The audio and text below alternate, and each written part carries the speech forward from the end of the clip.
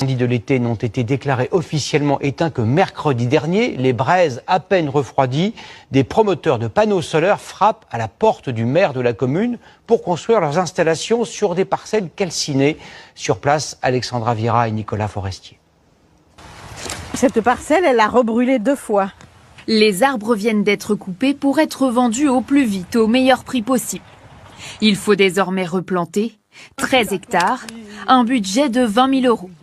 Alors cette propriétaire aimerait couvrir une partie de ses parcelles de panneaux photovoltaïques. Replanter, c'est reprendre un risque, bien sûr. On a eu les tempêtes, on a eu les incendies. Ça serait au moins destiner ces parcelles-là à quelque chose de plus rentable.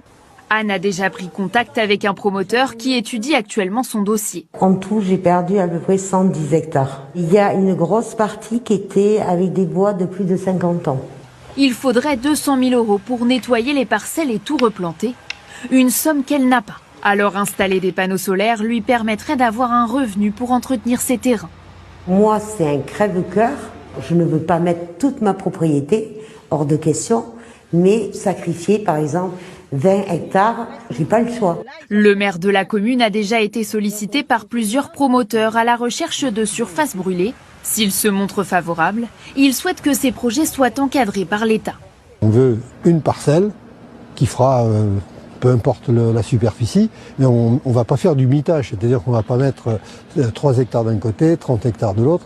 Croyez bien qu'on va veiller au grain quand même. Hein. Des parcs photovoltaïques ne devraient pas voir le jour si facilement car la réglementation est très stricte. Une zone brûlée doit a priori rester forestière, sauf dérogation du préfet.